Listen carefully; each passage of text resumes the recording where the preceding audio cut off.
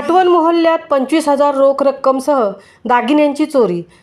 पोलादपूर तालुक्यातील माटवण मोहल्ल्यामध्ये शुक्रवारी रात्री बंद घरामध्ये चोरी झाल्याची घटना उघडकीस आली असून या घटनेमध्ये सोन्याचे दागिने आणि रोख रक्कम असा 1.25 लाखाचा ऐवज लंपास झाला आहे।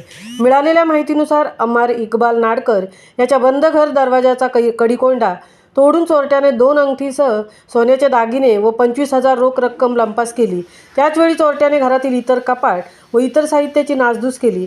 नाडकर हे महाड येथे वास्तव्याला असतात, तर त्यांची आई त्या घरामध्ये राहत असते।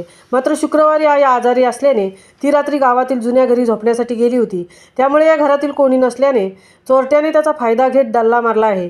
या प्रकरणी पोलीस पाटील अभिषेक बुडबाडकर यांनी पोलादपूर पोलीस ठाण्यास घटनेची खबर देताच पोलीस निरीक्षक अनिल जाधव यांनी सहकाऱ्यांसमोर घटनास्थळी धाव घेतली व पंचनामा करून पुढील कार्यवाही केली आहे।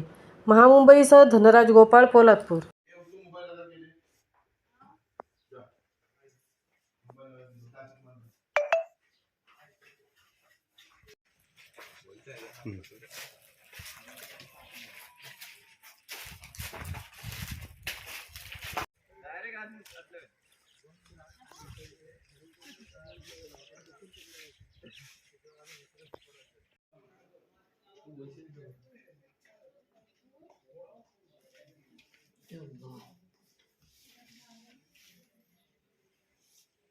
हाँ गए ना, हाँ देखती हूँ।